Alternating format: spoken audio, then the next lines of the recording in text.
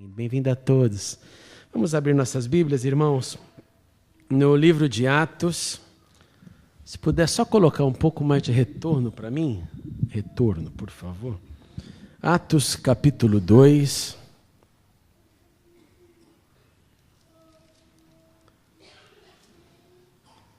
Nós vamos ler uma parte, depois nós vamos dar um pequeno salto, mas eu aviso daqui a pouco.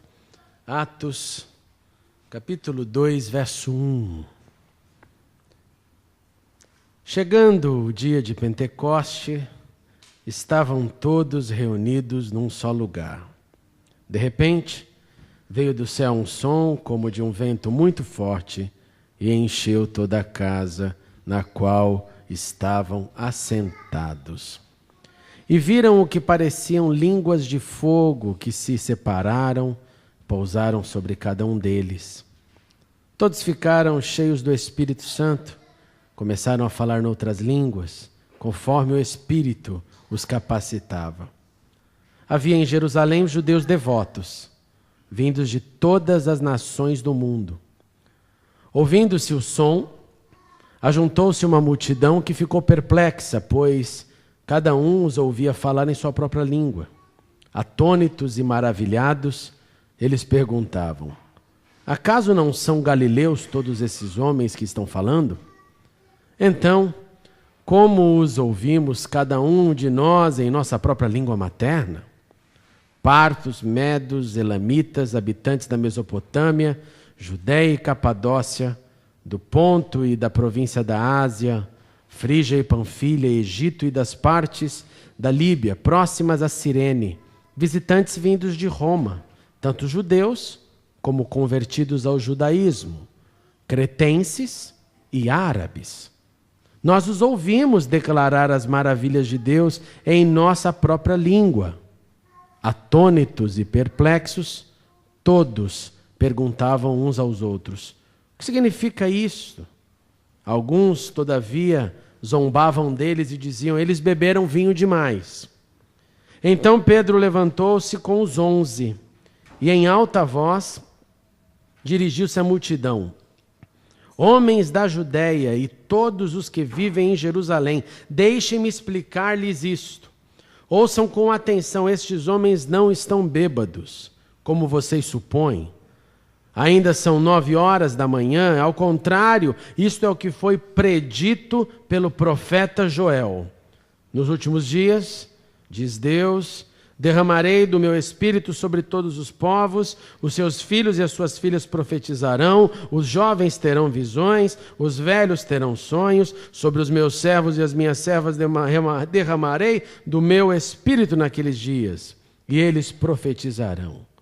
Mostrarei maravilhas em cima, no céu, e sinais embaixo, na terra: sangue, fogo e nuvens de fumaça.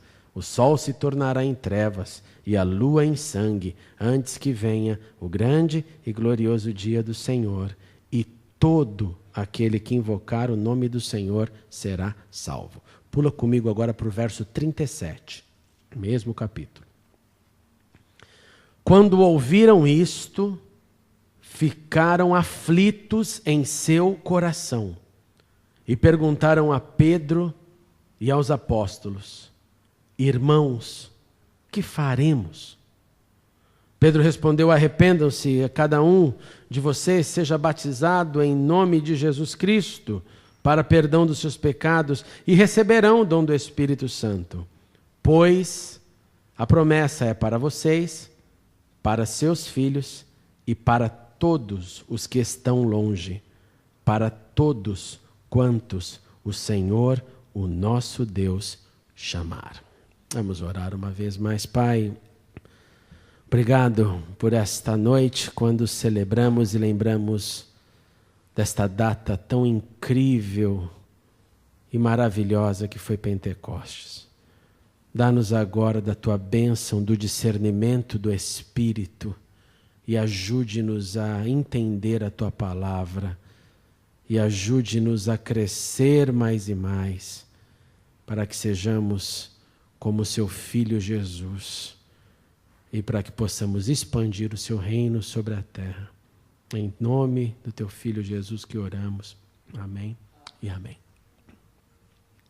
Eu vou precisar muito da tua atenção nesse exercício.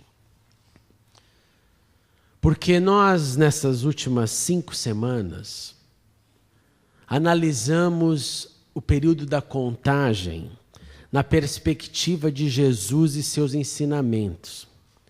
O que Jesus fez depois da ressurreição, os encontros que Jesus teve, os momentos que Jesus estava ali confrontando, ensinando, se revelando, acima de tudo afirmando: eu estou vivo. E como consequência disso, nós percebemos muitas lições. Lições do Deus que provê, lição do Deus que além de prover fala: vem, compartilha comigo o que eu te dou. Lições de um Senhor que, preocupado com seus discípulos após a sua saída, olhou para eles e disse: permaneçam juntos em Jerusalém. Lição de Deus que cura, que restaura com amor, ao invés de apontar o dedo e dizer: você errou, eu não te disse. Ele simplesmente desce no nível que estamos e nos corrige. Aprendemos vários pontos, vários focos, várias lições, e tudo isso era o momento de espera, um momento de espera. Finalmente chega o grande dia, e aí nós lemos essa narrativa, que eu acho que a palavra mais clara para tentar elucidá-la é sobrenatural. Acho que é o melhor que nós podemos conseguir tirar dessa descrição. Dessa descrição de que os discípulos estavam juntos, eles obedeceram ao Senhor, eles permaneceram no agrupamento coletivo, eles permaneceram orando, permaneceram esperando. E quando chega, Lucas já começa com algo não esperado.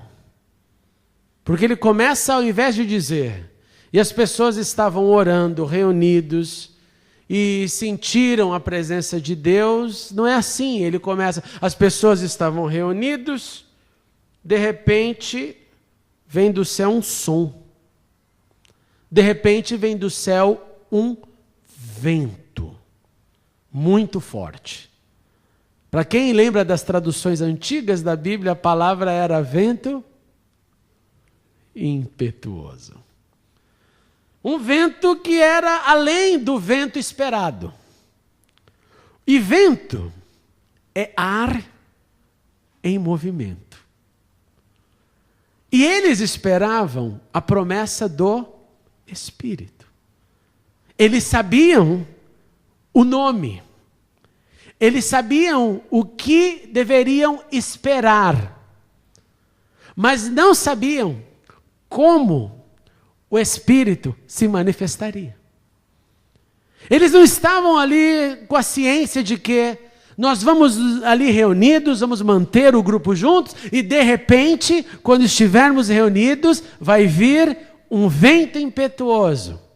Nós já sabemos, de repente, vai vir do céu esse movimento. Preste atenção, a sala está fechada.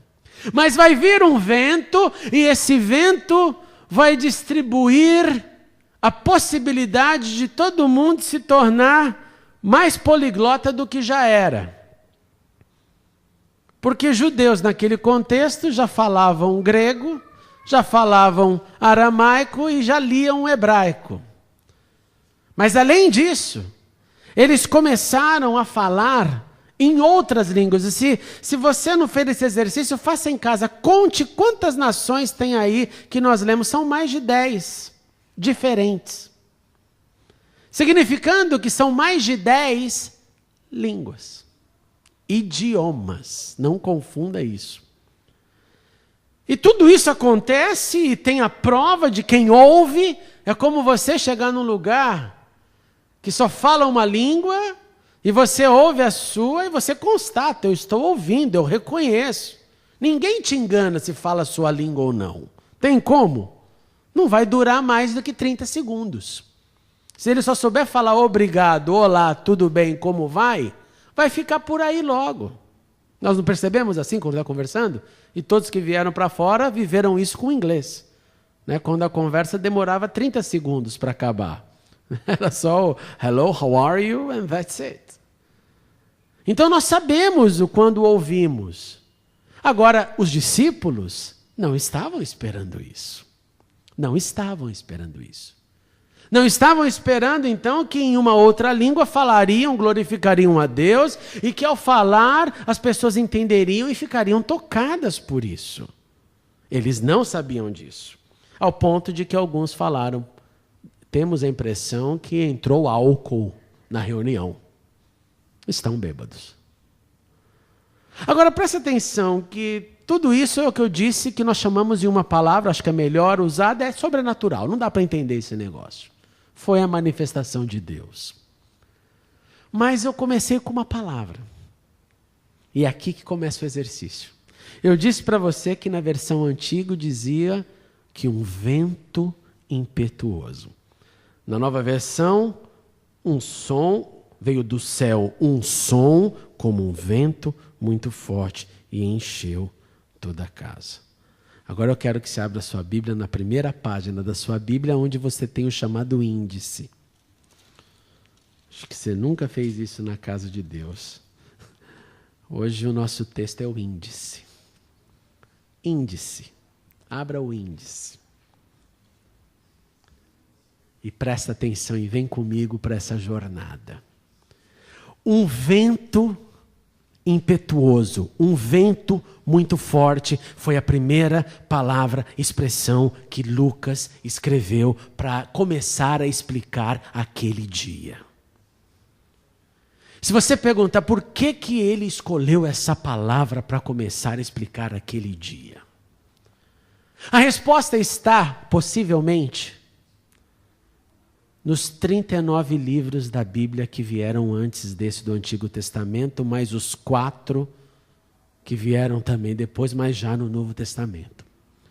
Quando você abre a sua Bíblia no Gênesis capítulo 1, aqui só olha para o índice, não precisa abrir a Bíblia. Olha para o índice, quando você abre a sua Bíblia no Gênesis capítulo 1, verso 1, você lê no princípio, criou Deus, comigo, os céus e a terra. Para por aí. No princípio, em um momento, Deus criou os céus. Os céus inclui tudo o que está lá em cima, que nós não sabemos, o que está acima do nosso planeta. E o nosso planeta é bem definido, o planeta Terra.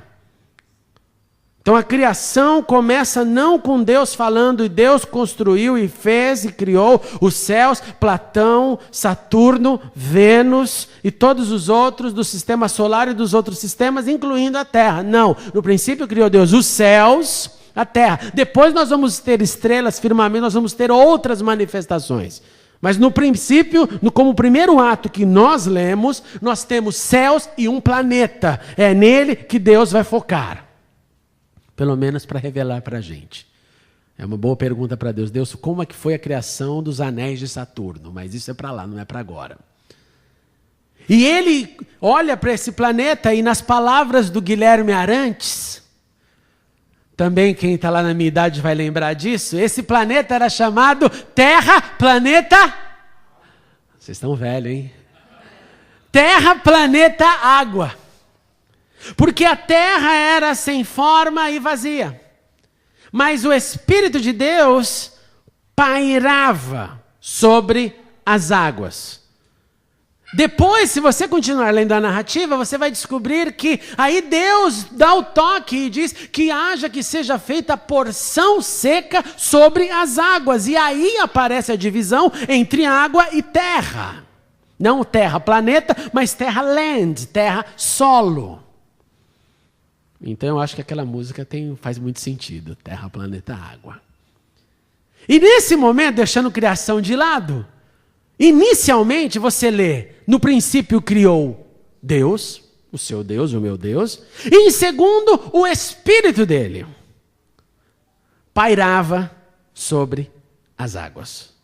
Antes dele começar a decretar a porção seca, o seu Espírito pairava sobre as águas. E aí vem a pergunta: Quem leu isso então lá, já que hoje nós falamos bastante de hebraico, quem leu isso lá no início, quem entendeu isso, inclusive na cultura, no desenvolvimento da cultura grega, entendeu que esse espírito que pairava pode ser lido literalmente como este vento, este ar em movimento que pairava.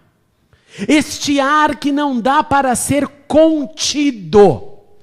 Este ar que não dá para você falar, ar, fique só aqui, mas não aqui. Imagine um vento forte entrando aqui, você dizer para ele, vento somente do lado direito, da minha direita. O lado esquerdo você não venta. Para isso acontecer, nós teríamos que ter um bloqueio fenomenal aqui. Esse ar em movimento é a primeira descrição que nós temos da palavra espírito. O que faz muito sentido se depois você avaliar mais tarde, quando Jesus diz o vento sopra aonde quer. Então, em Gênesis, no início, quando nós somos apresentados Deus Criador, é o primeiro título que você tem na sua mente, na revelação bíblica, é Deus Criador. Ele não fala nada, é Deus Criador. A primeira qualidade, revelação, entendimento, informação que você tem sobre o Espírito é Espírito, vento. Espírito, ar em movimento. Espírito, ar em movimento que pairava sobre as águas. E esse Espírito, então, ele é presente ali na criação. E a criação se processa e o Espírito de Deus estava lá. Porque esse vento é o que ele, no início, está pairando sobre a criação. E se não fosse outras narrativas, nós poderíamos imaginar. Então é algo que anda solto em todos os lugares e é só isso. Mas você continua a narrativa, chega no sexto dia, vem um ser diferente dos animais, vem o ser humano. E aí, para esse ser humano se tornar alma vivente, ele precisa, sim, dona Marina, ele precisa de vento. Ele precisa receber o sopro. E quem assopra, assopra do que tem. Se você estiver num local sem oxigênio, logo sem ar dentro de você, você não consegue assoprar nada. Deus assopra nas narinas o que Ele é. Deus dá da essência dele, a essência dele entra pelo nariz de Adão e torna-o alma vivente. Alma vivente. E aí começa o nosso drama, porque daí você e eu não somos mais carne vivente, nós somos alma. E alma, é fácil definir alma? Você tem uma definição completa da sua alma? Você sabe exatamente como se processa a sua alma? Você sabe como a sua alma se manifestará sem seu corpo? Porque o seu corpo e o meu voltarão para o pó, para a terra. Você sabe exatamente qual é a cara da sua alma? Eu não. Eu não. Jesus veio, e nós falamos assim, para salvar as nossas almas, não os nossos corpos. Mas nós não sabemos, então nós preferimos chamar de que teremos um corpo glorificado, que na verdade é a casca ou a cápsula que a alma, que é o interior, vai se manifestar. E nós acreditamos que essa alma que vai se manifestar num corpo, numa cápsula, numa casca diferente, ela trará consigo, no mínimo, a memória. Porque se ela não levar a memória, você vai falar, quem eu sou, aonde estou salvo, aonde, que planeta é esse? E nós não acreditamos nisso, correto? Nós acreditamos que encontraremos com o Senhor e entender. Eu sou o André, eu não sou o George, eu sou o André. Foi pela graça que o Senhor me salvou, mas eu sei quem eu era, eu tenho consciência. Então Deus não vai levar, não tem o seu toque, a sua mão, e eu vim para salvar os seus corpos. Ele salvou-nos do pecado que destrói, mas ele não vem para salvar corpo, ele vem para salvar a alma. E alma vivente foi o que nós nos tornamos a partir do vento, a partir do sopro. E aí nós nos tornamos alma.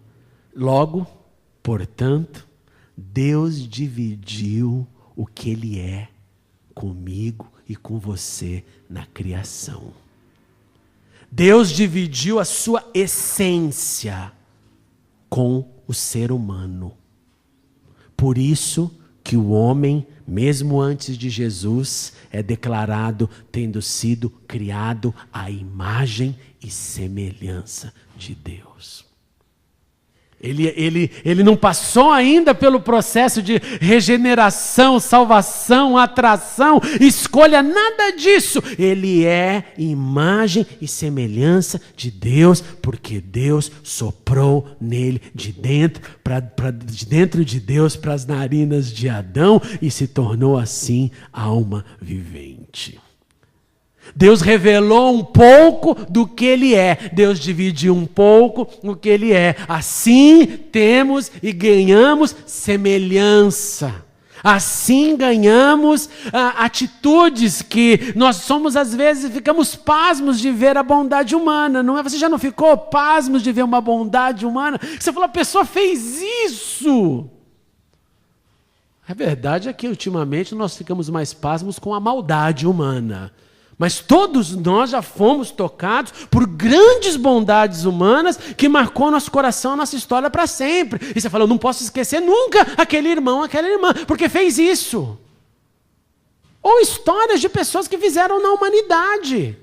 Bondades maravilhosas. Por quê? Porque ela foi feita à imagem e semelhança de Deus. Ela ganhou o sopro. Então Deus dividiu um pouco do que Ele é conosco. Deus dividiu um pouco o que Ele tem como essência. Guarda isso no coração. E aí o que acontece? É aí que o negócio fica mais legal. Aí a história bíblica continua. Você está lá em Gênesis, depois você tem Êxodo, Levítico, Número, Deuteronômio, o que nós chamamos de lei. E ali na lei nós aprendemos o quê? Que Deus começa a revelar o que Ele queria para um povo. Para que esse povo, olhando para uma instituição, começasse um relacionamento e que esse relacionamento aproximasse o povo de Deus e Deus do povo. Então a lei inicialmente manifestava também a essência daquilo que Deus queria ensinar. De uma maneira que para hoje seria extremamente complicado. Imagina se hoje, ao se tornar alguém um seguidor da fé, ele tivesse que sacrificar animais. Imagine que drama seria para a gente isso. Agora, o que acontece que é magnífico e fantástico é que Deus, ali naquele momento, para aquele povo acostumado já com essa prática de derramamento de sangue, coloca ali links, coloca ali ideias, coloca ali valores que o povo entendia. E porque o povo entendia aqueles valores, aquilo que acontecia, Deus dava assim a sua instituição ou a sua constituição para o povo seguir. De modo que na lei habitava também o Espírito, a essência de Deus. Para um momento de ensino, de treinamento, para um momento onde Deus estava fazendo um povo que deveria segui-lo. E o Espírito de Deus ali pairou em alguns homens. Você vai lembrar da história, eu não vou me deter em todos, mas vou pensar em um aqui. Vou pensar no Moisés somente.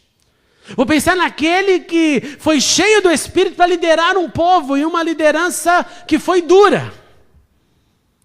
O número era muito grande de pessoas. Os dramas eram muito grandes. Mas ele foi cheio do Espírito. E cheio do Espírito pela escolha de Deus, ele foi e é tido como o maior profeta que Israel teve. Ele então usou e gastou seus dias para ouvir de Deus e falar do povo. E falar para o povo. E quando o povo ouvia, as coisas andavam. Quando o povo não ouvia, a casa caía. Moisés termina o seu ministério, vem quem? Josué. E o que acontece? O Espírito de Deus estava em Josué.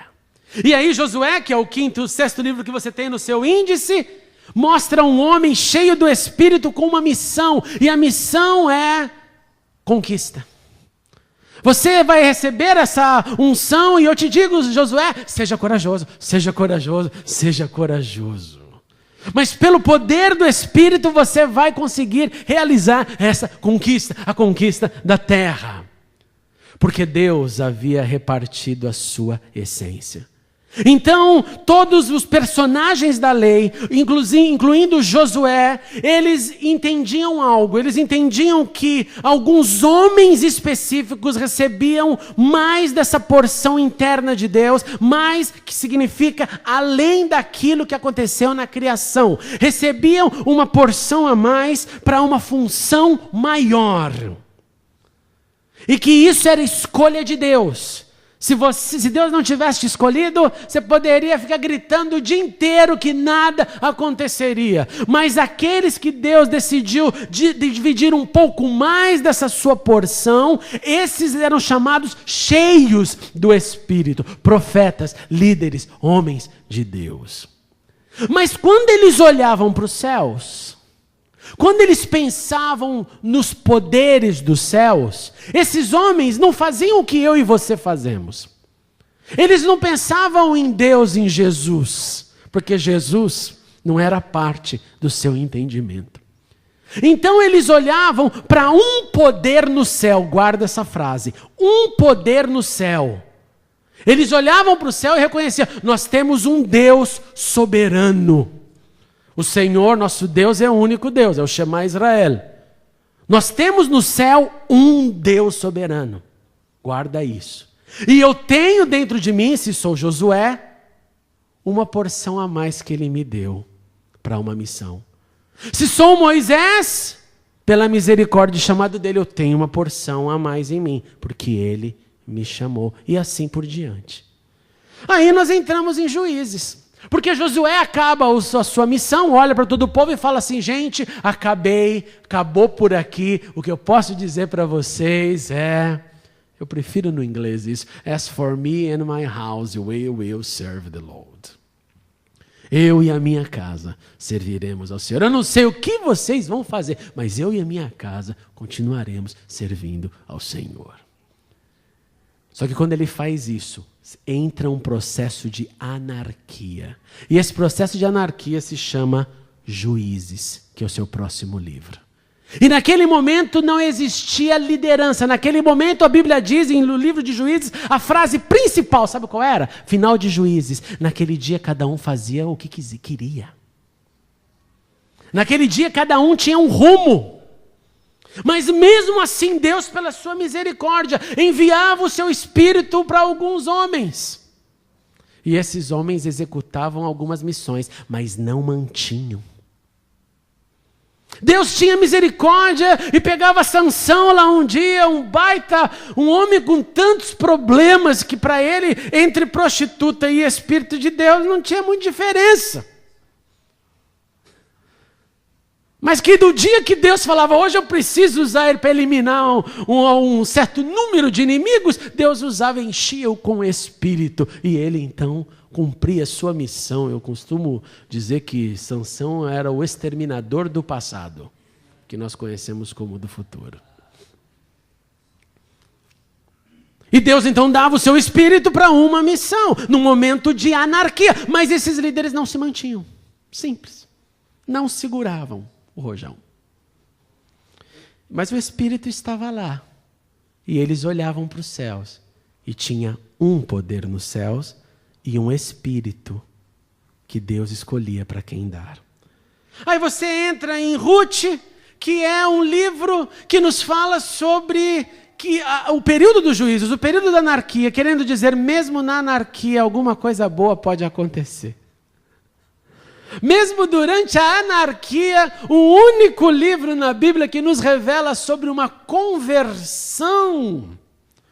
É uma conversão linda que acontece num momento catastrófico. Quando ela fala, o seu Deus será meu Deus, Noemi, o seu povo será meu povo, onde tu fores eu irei. Aquela declaração linda que os casais adoram colocar nos seus casamentos. É um momento de anarquia. E o Espírito de Deus estava lá, mostrando que mesmo na anarquia ele toca corações e resgata a Moabita. E a Moabita se torna parte da genealogia de Jesus. Para Ruth, tinha um poder nos céus e um Espírito que atuava nos corações à medida que Deus queria. Depois vem Samuel, depois vem Reis, Crônicas.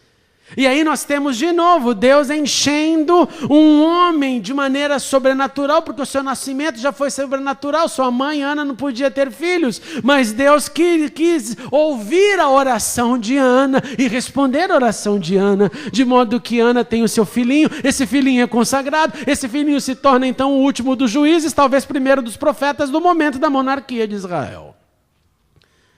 E Samuel crescendo na presença de Deus, cheio do Espírito de Deus, Deus honrava as suas palavras. E ele era a voz de Deus naquele momento. E o povo o ouvia. Até que um dia que o povo, olhando para as nações ao lado, fala, nós não queremos mais ouvir a Deus, porque a moda se chama globalização. E a globalização nos diz que rei é o melhor modelo. O melhor modelo é ter rei. Vamos ter rei, e esse rei vai governar a nossa vida, porque os babilônicos têm, os persas têm, está todo mundo com rei, vamos ter rei também. Samuel fica arrasado, Deus olha para ele e fala, filho, não se preocupe, eles não rejeitaram você, eles estão rejeitando a mim, vamos dar o rei que eles querem. O rei vai pegar as suas filhas, o rei vai pegar os seus dinheiros, o rei vai pegar os seus impostos. É isso que vocês querem. Vocês vão ter o que querem.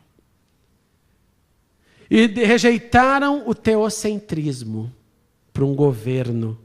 E Deus, com a sua misericórdia, falou, mas tudo bem, se esse rei andar comigo, eu vou abençoar. Eu vou enviar o meu Espírito. Eu não queria fazer isso, mas já que vocês estão querendo, eu vou enviar o meu Espírito. E Saul aparece na equação, e a Bíblia diz que Saul foi cheio do Espírito. E cheio do Espírito, ele erra. Cheio do Espírito, tendo recebido um dia, ele confunde a sua posição de ruler, de rei, de governo com sacerdócio. Aí um dia, numa pressão, ele decide ser sacerdote. E aí o que acontece? Quando chega o sacerdote, olha para ele e fala, hoje você perdeu o seu reinado, porque você foi chamado para ser rei e não sacerdote. Não confunda as bolas. E o Espírito de Deus, então, entra em outro homem. E esse homem era Davi. Se eu fizesse isso aqui cronologicamente, vocês iam ficar aqui mais 10 horas, então eu tenho que tomar cuidado. Vem Davi, e depois ele anda os seus caminhos, e o Espírito está nele. Depois vem Salomão, e aí o Espírito de sabedoria está nele. E depois vem Jeroboão e Roboão, e aí começa o quê? Divisão. E aí a casa começa a ficar dividida. Mas para aqueles que seguiam a Deus no seu reinado, por exemplo, uma frase típica da época da monarquia, e eles então que quebraram os balaíns, destruíram as estátuas, aí Deus abençoava. E aqueles que Deus usava olhavam para os céus, e tinha um poder nos céus, Deus, e o seu Espírito naqueles que andavam com ele. Vem depois desse período então de história, vem Esdras, vem Neemias, e eles, tocados pelo Espírito de Deus, saem da sua terra e vão para Jerusalém para reconstruir físico, para reconstruir espiritual, para reconstruir muro e para reconstruir coração, para reconstruir casamento quebrado e para reconstruir leitura da Bíblia. Leitura das Escrituras. Ao ponto que tem que explicar o texto de novo, tem que abrir o texto e Esdras, o escriba, tem que passar dias e dias explicando, porque todos haviam abandonado. Quem resgatou foi o Espírito. E aqueles que foram resgatados, então reconstruíram Jerusalém, reconstruíram seus muros, a vida volta. E eles olhavam para o céu e tinham um poder nos céus, que era Deus, e parte de Deus dividida com seu Espírito na vida de alguns. Vem depois Esther, que é uma outra história, onde Deus não aparece, mas que seu Espírito está ali na voz de Mordecai, que olha para ela e fala: olha, salvação virá para os judeus de qualquer forma, mas será que você não está onde está para um plano? Será que você não está onde está porque, entre linhas, o Espírito de Deus quis assim? Porque Deus, que move as peças aonde quer, não colocou você, Esther, para ser voz na hora que todo mundo se calou. Esther com certeza olhou para os céus e disse: tem um poder nos céus que é Deus, e tem o seu Espírito que atua naqueles que têm coragem para ouvir a sua voz e foram escolhidos por Ele. Depois você tem aquele bloco que nós chamamos de sabedoria, que é Jó, Salmos, Provérbios, Eclesiásticos, Cânticos. E nesse grupo de livros nós começamos com o poder do Espírito de Deus no sofrimento. Quer momento mais necessário da nossa vida, necessidade de Deus do que no sofrimento? Você sente necessidade de Deus quando você está feliz? Não minta. Não sente. Estou falando necessidade. Necessidade é alguma coisa que você sente falta, que você não tem. Quando nós estamos extremamente felizes, nós podemos ser muito gratos. Mas eu nunca ouvi alguém extremamente feliz dizendo: eu tenho necessidade de Deus nesse momento que eu estou vivendo. Não, porque a alegria toma o nosso coração, o êxtase aflora. Você pode até, e eu também, graças a Deus, é por Deus tal, mas você não está naquele momento vivendo necessidade. Você está vivendo regozijo. Duas coisas diferentes. O sofrimento traz a necessidade.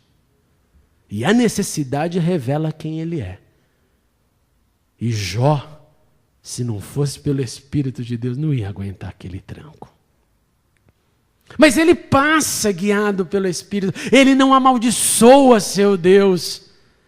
E ele entendia que nos céus havia um poder e que havia um vento que foi dividido e que sustentava os seus servos. Você vê em Salmos, então, o Espírito de Deus nessa relação de contemplação, também de sofrimento, de homem que olha para a natureza, de homem que lê a natureza numa perspectiva bíblica, de homem que olha para a natureza e faz comparações, que olha as rochas e pensa na rocha como Deus e Deus como rocha, que olha os pastos verdejantes, as águas tranquilas, começa a colocar nomes, figuras, ideias, imagens e definir Deus através das suas emoções. E isso é obra do Espírito. É obra do Espírito. Depois nós temos Provérbios, que é o Espírito de Deus em sabedoria. Se o princípio da sabedoria é o temor ao Senhor, a sabedoria não pode ser algo simplesmente que acontece. E aqui que está a diferença entre sabedoria e inteligência. Inteligência é adquirida, sabedoria é dom. Inteligência é acúmulo, sabedoria é experiência. Coisas diferentes. E o Espírito está na sabedoria de Provérbios. Assim como o Espírito está nos paradigmas de Eclesiastes. Eu tive tudo, eu consegui tudo, eu tive todo o meu dinheiro, a minha vida, mas o pregador diz, a minha conclusão é que, número 1, nada faz sentido, número 2, teme a Deus. Teme a Deus. Porque não são dos velozes a vitória da corrida, nem dos mais fortes a vitória. Teme a Deus. Tudo é vapor, tudo some, hoje está tudo legal, amanhã está uma desgraça. Vaidade. Teme a Deus. Anda com Deus. Porque há um poder nos céus e um Espírito que paira.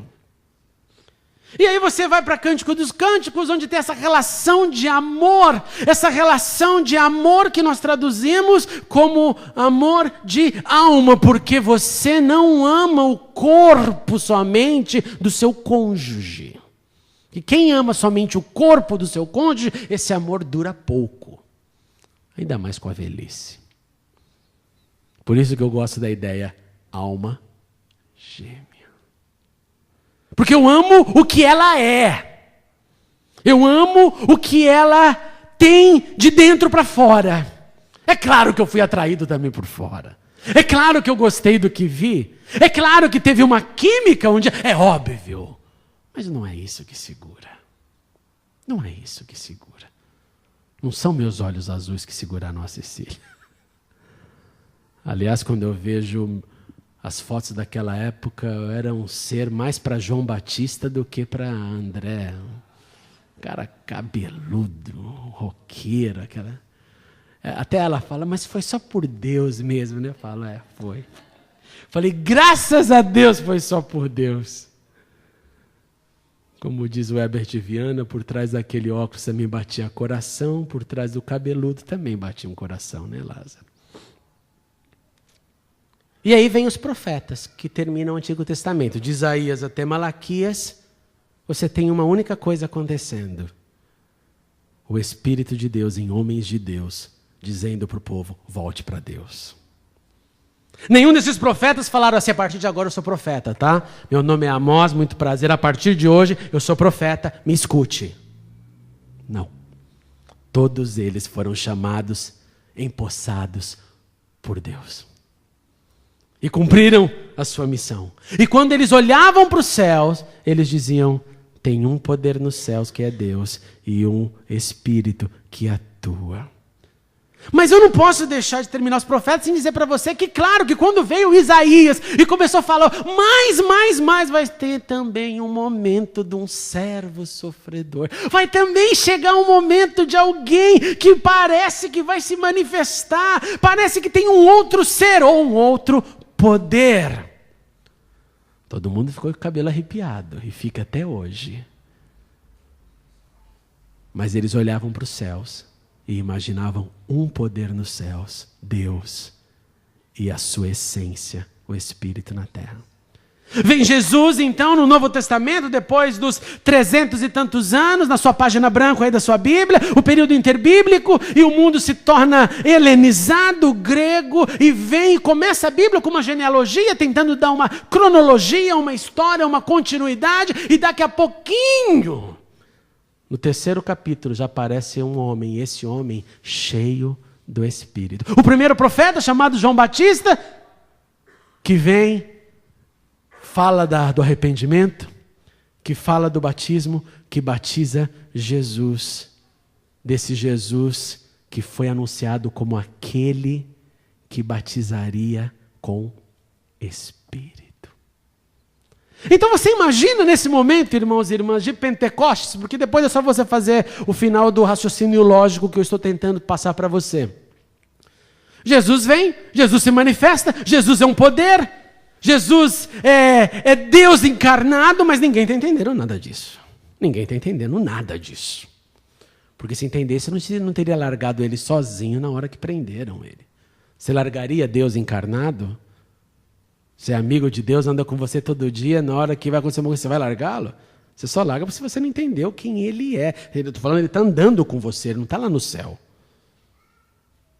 Nós largamos Deus porque não vemos Deus, mas se ele estivesse do nosso lado, eu acho que o negócio ia ser um pouquinho diferente. Não quer dizer que também não largaríamos. Mas seria diferente, porque o que a gente vê é mais complicado. O que a gente toca é mais complicado. E então, depois do ministério de Jesus, Jesus então vai à direita de Deus Pai, e o texto nos diz que à direita de Deus Pai, Jesus recebe o Espírito. À direita de Deus Pai, um location, uma localização, Jesus recebe o Espírito para que, recebendo o Espírito, ele pudesse enviar o Espírito. E ele envia. E esse envio é o Pentecostes. E a partir daquele momento que nós entendemos e sabemos, chamamos início e nascimento da igreja, a revelação fica clara. E para os seguidores de Jesus, não há somente um poder no céu e um espírito que habita em seres escolhidos. Para os seguidores de Jesus, a expectativa é que você e eu um dia partamos para o céu e quem que você vai encontrar lá? Quem? Deus! Nós queremos nos encontrar com Deus. E à sua direita, nós queremos nos encontrar com Jesus. Certo? Ou você só quer ir no céu para encontrar Jesus. Eu também nunca vi esse caso. Não, eu quero ir para o céu, eu quero encontrar Deus Pai e Deus Filho. Porque para os seguidores de Jesus nós temos dois poderes nos céus. E nós temos a essência dele revelada em nós. De modo, irmãos e irmãs, que Pentecostes, oxalá, nós deixássemos mais de lado o sobrenatural, porque o sobrenatural não é matéria humana, é sobrenatural. A matéria humana o Espírito foi dado para todos nós. Não só como recebemos para nos tornarmos almas viventes, mas a essência de Deus foi dividida. De modo que eu e você iremos para os céus encontrar com Deus, encontraremos Jesus. E diremos para o Senhor, o seu Espírito já habitava em mim. A sua essência jazia na minha alma. Eu não estou pensando em ir para o céu e dizer, Senhor, cadê o Espírito? Deixa eu vê-lo, o Espírito. Cadê a terceira pessoa disso que nós chamamos de Trindade? Não. O Espírito habita em mim, porque pela misericórdia dele, ele derramou o Espírito dele em mim. De modo que eu vou para conhecer os dois poderes, o Pai e o Filho. Porque a essência dele ele já dividiu comigo, miserável, pequeno, pecador, cheio de manias, de ideias, de axiologias que ora beira o maligno. Mas o seu Espírito me convence e fala, volta correndo, volta correndo. Pentecostes é momento inicialmente de celebrar que agora não ficam só o poder no céu e uns escolhidinhos, queridinhos, não. Fica Deus nos céus, o Senhor Jesus à sua direita e o seu Espírito em todos aqueles que Ele chamou, em todos aqueles que Ele derramou. E é claro que se você quiser descer a fundo nas outras consequências, nas outras ferramentas, nos dons, faça. Faça. Mas a celebração tem que começar com a consciência de que eu recebi parte da essência dele. E se eu recebi parte da essência dele, é porque ele tem um plano. E esse plano é que eu divida o que eu recebi com quem ainda não recebeu. Luiz, deixa eu te aproveitar do seu dom mais um pouco. Vem aqui, por favor, tocar para a gente como um profeta. E eu quero te convidar para orar.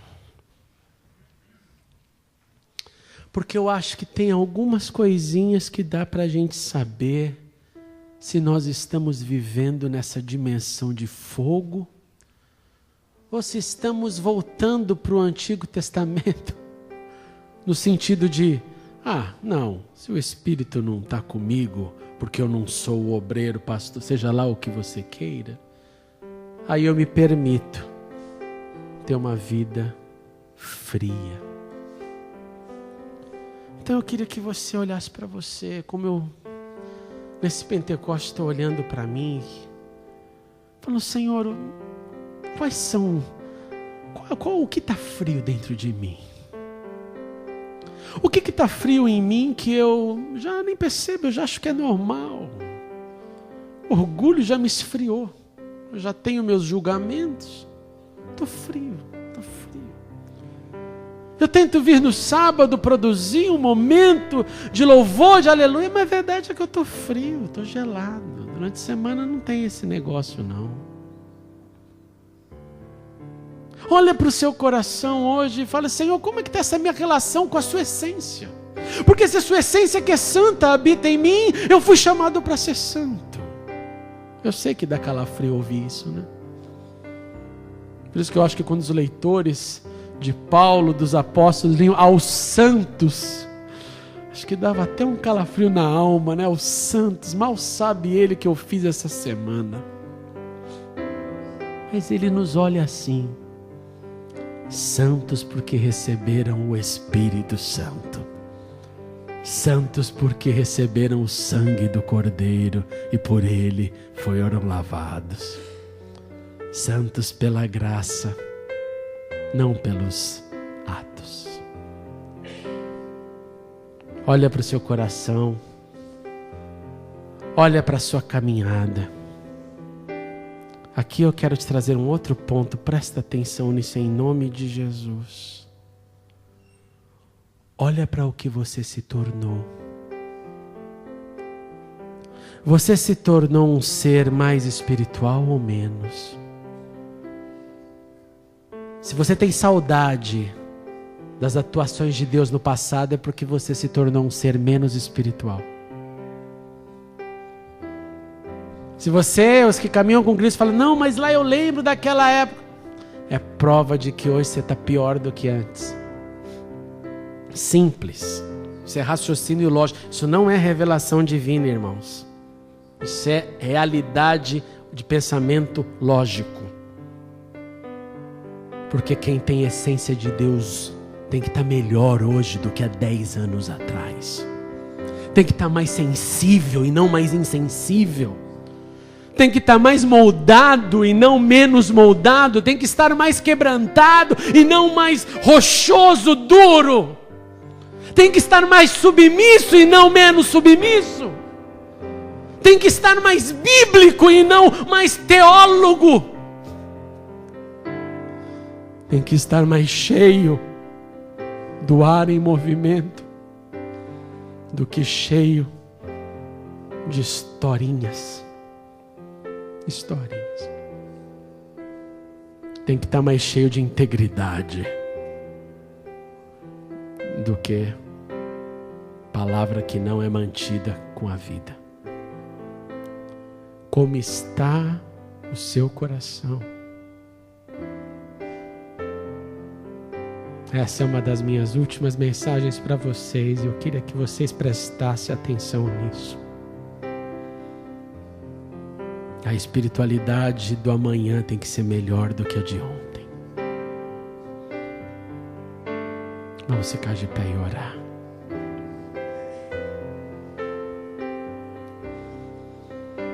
Senhor Jesus, como diz aquela canção, não há quem eu deseje além de ti. Não há na terra. A quem tenho eu nos céus, Senhor, senão a ti. Aleluia. Senhor, eu te suplico nesse Pentecostes, depois dessas 6 semanas de reflexão, desses 50 dias de estudo, eu te suplico para que todos nós sejamos cheios uma vez mais do teu Espírito. Que nós sejamos uma vez mais cheios do teu toque. Que uma vez mais o Senhor venha com o seu vento impetuoso, que transforma. Que uma vez mais o Senhor visite o nosso interior e coloque em nós o desejo profundo de olhar de maneira racional para dentro da gente constatar se estamos mais sensíveis, mais espirituais, mais servos, mais motivados, mais submissos ou menos.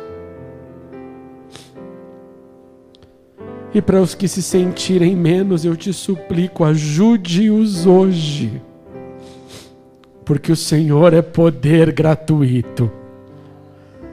Ajude-os hoje, ajude-nos hoje, a uma vez mais lembrarmos que nós temos Deus, Jesus e o Espírito em nós.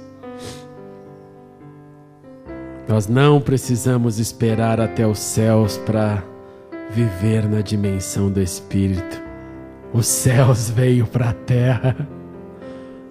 Os céus vieram até a terra na pessoa do Espírito, e o Espírito habita em nós para nos corrigir, para nos ajudar, para nos transformar.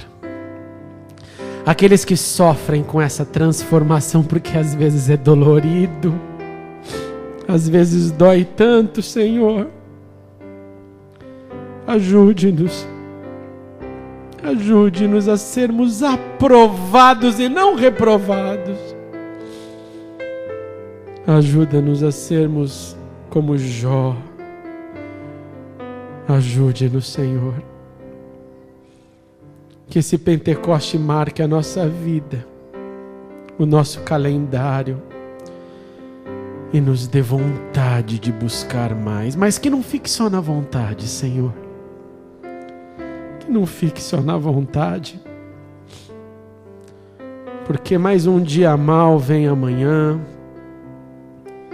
com suas alegrias e lutas, mas eu te suplico que a nossa decisão de honrar o Espírito que habita em nós seja o nosso maior alvo, e que a rotina do dia não nos deixe cegos, que as influências externas não nos ceguem, que a quantidade de informação que somos expostos nesse dia, nesta geração, possa nos insensibilizar,